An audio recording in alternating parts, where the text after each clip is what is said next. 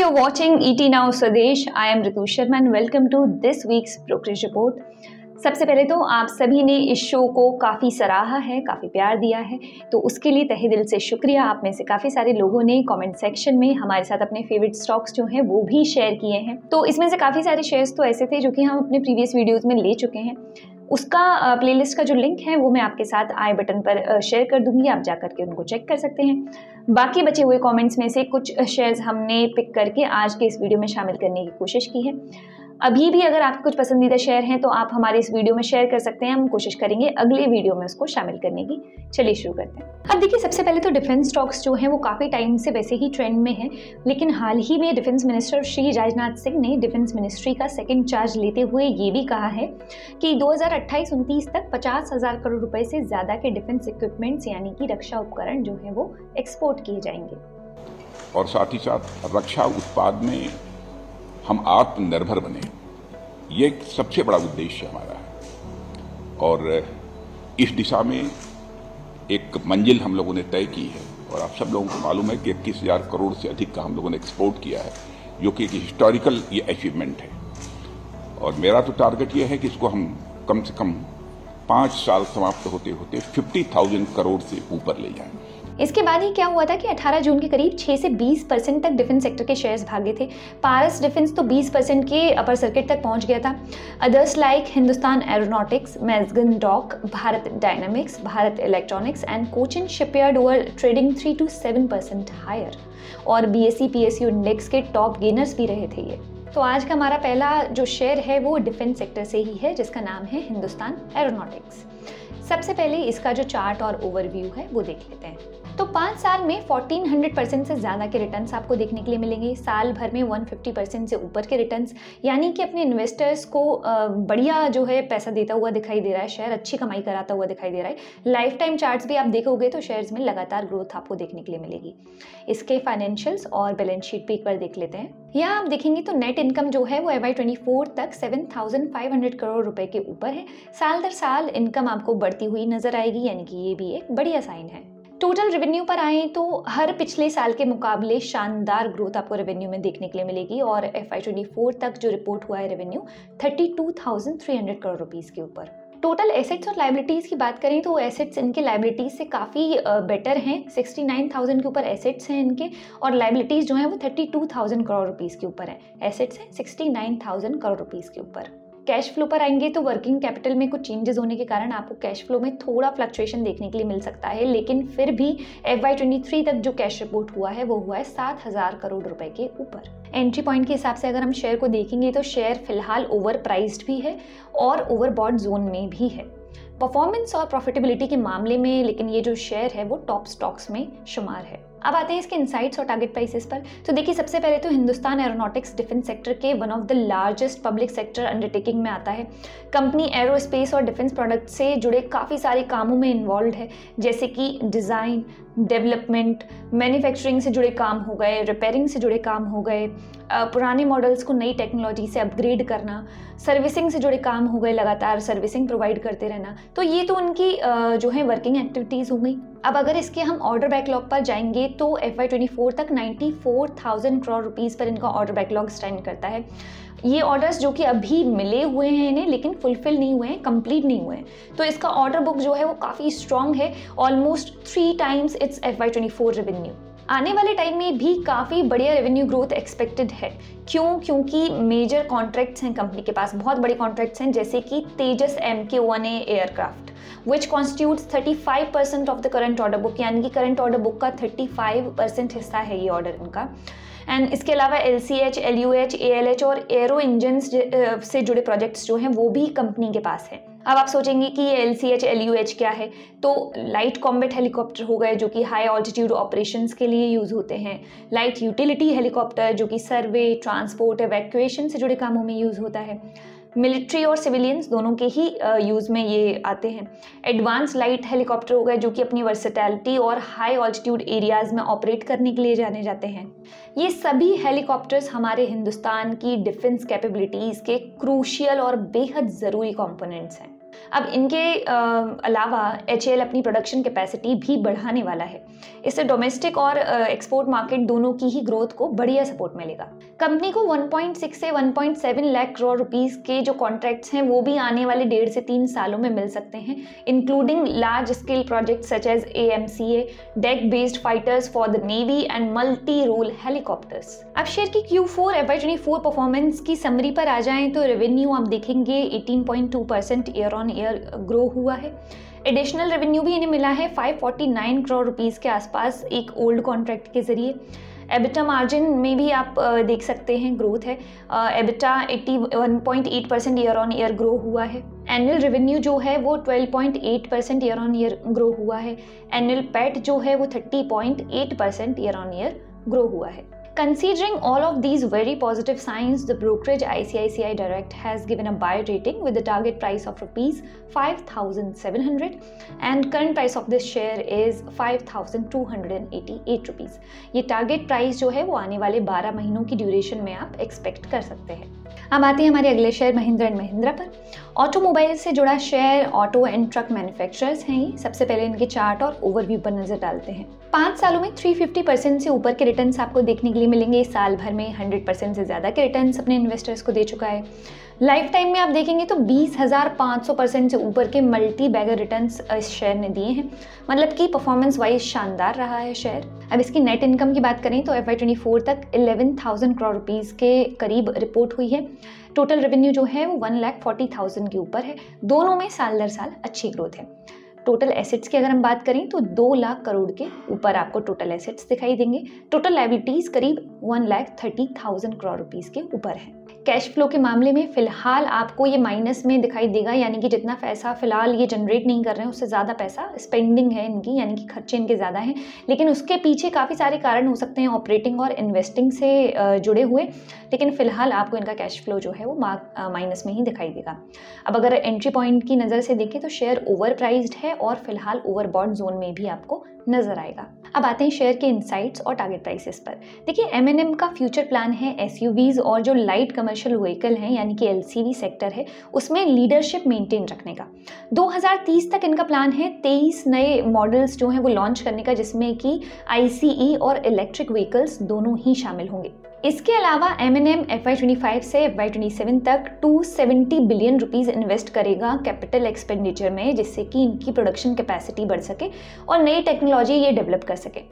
They also intend to improve margins through operational efficiencies, cost control measures and strategic pricing.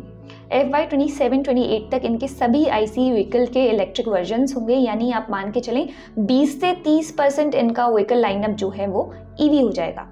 Now if we talk about its capacity expansion, SUV production capacity will increase significantly from 49,000 units per month currently to about 72,000 units by FY26, including dedicated capacity for EVs, यानी कि EVs के लिए अलग से dedicated capacity होगी इनके पास। इनका global business भी FY25 तक 2.6 टाइम्स बढ़ने की उम्मीद है, क्योंकि कंपनी अफ्रीका के साथ साथ अपने जो नए मार्केट्स हैं जैसे कि ऑस्ट्रेलिया और UK, यहाँ पर भी अपने एक्सपोर्ट्स को एक्सपेंड करने पर ध्यान दे रहे हैं। अपने कॉम्पैक्ट SUVs मॉडल जैसे कि XUV 300 में अपनी पोजीशन और मजबूत करने पर कंपनी ध्यान दे रही है। Also while prioritising EVs, M&M remains open to hybrid vehicle based on market demand and technological feasibility। Rural market को ध्यान में रखते हुए 2030 तक M&M 7 नए LCVs लॉन्च प्लान कर रही है, क्योंकि रूरल मार्केट से ही इनका अराउंड 65% सेल्स होती है। सभी पॉइंट्स को ध्यान में रखते हुए ब्रोकरेज का आउटलुक यहाँ पर फ्यूचर को लेकर ये काफ़ी पॉजिटिव है and they are expecting a target price of ₹3,310 while the current price of the share is 2,871 rupees। अब टाटा का ट्रेंड जो है वो एक बार फिर से हमारी लिस्ट में यहाँ पर जगह बनाता हुआ दिखाई दे रहा है। क्यों, आइए जानते हैं। देखिए, ट्रेंड के जो फाइनेंशियल हैं वो तो मैं प्रीवियस वीडियोस में भी डिस्कस कर चुकी हूँ, तो इसलिए इस बार हम उस डिटेल में नहीं जाएंगे। बाकी इनसाइट्स और जो डिटेल है वो डिस्कस करेंगे हम इस बार। तो ट्रेंड ने FY24 में शानदार ग्रोथ दिखाई है। स्टैंड अलोन रेवेन्यू इनका 55% ग्रो हुआ है और कंसोलिडेटेड रेवेन्यू में 50% की ग्रोथ है। अगर आपको पता नहीं है कि ये दोनों रेवेन्यू क्या होते हैं, तो मार्केट की ऐसी बारीकियों के लिए हम नया शो लेकर के आ रहे हैं जिसका नाम है मार्केट की ABC। वो आप देखना ना भूलें। यहाँ पर मैं सभी मार्केट रिलेटेड छोटी बड़ी चीज़ों को एक ही जगह पर डिस्कस करूँगी। चलिए आगे बढ़ते हैं। तो ट्रेंट के रेवेन्यूज़ में हाल ही में बढ़िया ग्रोथ है। अब ये कैसे हुई? क्योंकि ट्रेंट ने 37% नए स्टोर्स ऐड किए हैं and with 10% increase in like for like sales. अब मार्जिन ड्यू में स्लाइट स्लिप जो है वो देखा गया है ड्यू टू प्रोडक्ट मिक्स, लेकिन फिर भी इनका जो स्टैंड अलोन एबिटा है वो 11.7% ग्रो हुआ है year on year 300 basis points ऊपर, जो कि इन्होंने अपना एडवर्टाइजिंग कॉस्ट कम करके और ऑपरेशनल एफिशिएंसी को इम्प्रूव करके हासिल किया है। Stand alone adjusted profit after tax rose to INR 10.3 billion from INR 5.5 billion in FY23. Also reported consolidated profit after tax of INR 10.4 billion up from INR 4 billion in FY23. Stand alone basis पर 4 billion INR के around cash flow report हुआ है, जो कि एक turn around है क्योंकि FY23 में ये नेगेटिव INR 275 मिलियन के अराउंड था।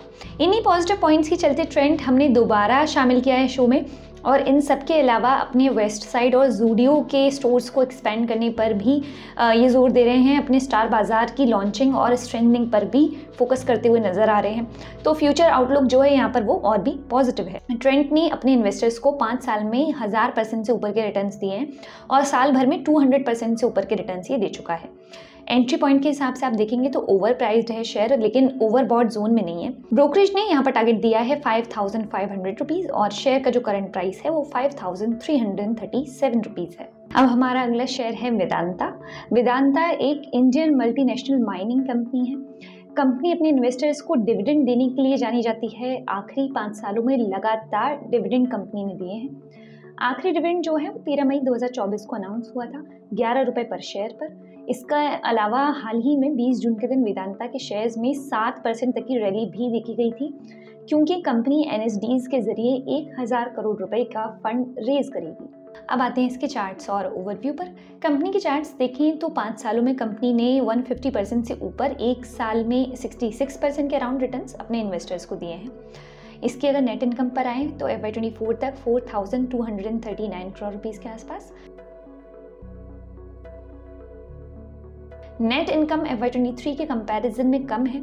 टोटल एसेट्स 1,80,000 करोड़ रुपीस से ऊपर हैं और टोटल लाइबिलिटीज 1,45,000 करोड़ रुपीस के ऊपर हैं और कंपनी के पास FY24 तक 18,900 करोड़ रुपीस के आसपास कैश जो है वो रिपोर्ट हुआ है। अब एंट्री पॉइंट की नज़र से अगर हम शेयर को देखें तो शेयर अंडर प्राइस्ड है और साथ ही ओवरबॉट जोन में भी नहीं है। अब एक बार इसके इनसाइट्स और टारगेट प्राइसेस पर आते हैं। सबसे पहले इसके एल्यूमिनियम की बात करें तो वेदांता का झारसुगड़ा उड़ीसा में मौजूद प्लांट जो है वो दुनिया का लार्जेस्ट सिंगल लोकेशन स्मेल्टर है with a capacity of 1.8 million turns per annum. ये प्लांट कोल माइंस और वाटर सोर्सेज से काफ़ी पास में है, जिसका फ़ायदा इसे मिलता है। इसकी खुद की एल्यूमिना और पावर सप्लाई है। लॉजिस्टिक सपोर्ट भी यहाँ पर बढ़िया है with access to ports. Highly motivated और एडवांस टेक्नोलॉजी यहाँ पर मौजूद है और ये 3.1 million metric tons aluminium production इनका जो है वो एम है। मार्केट कंडीशन के चलते स्ट्रॉन्ग एल्यूमिनियम प्राइसेस का फ़ायदा इनको मिलेगा। अब इनकी जिंक फैसिलिटी जो है उस पर आते हैं तो इनकी जो SK माइंस हैं दारेबा राजस्थान में, वो दुनिया की सबसे बड़ी अंडरग्राउंड जिंक माइन है। Globally one of the largest zinc lead producing asset है और इसके अलावा दुनिया की दूसरी सबसे बड़ी सिल्वर प्रोड्यूसिंग माइन है।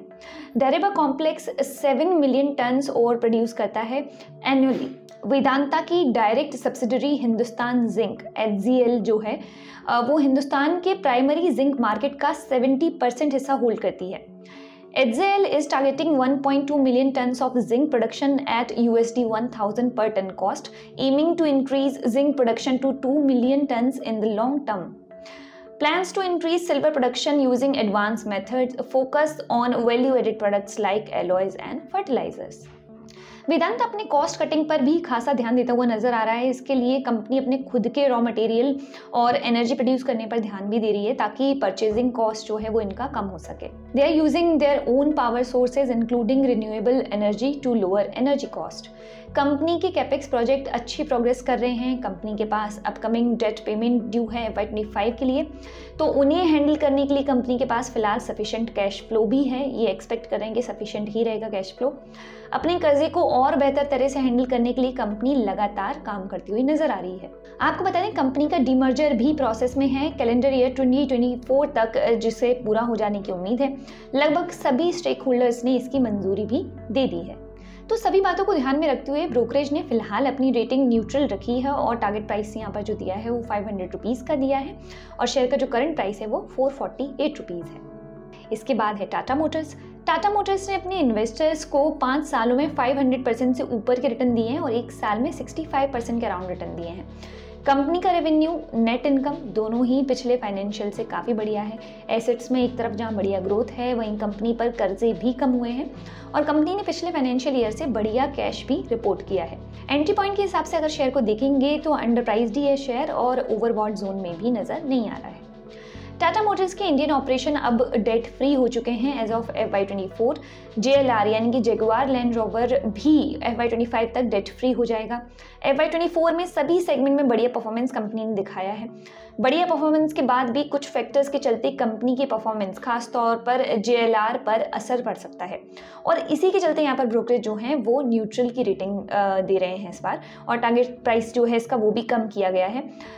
ये 955 रुपीज़ इसका टारगेट प्राइस है जबकि जो शेयर का करंट प्राइस है वो 978 रुपीज़ है।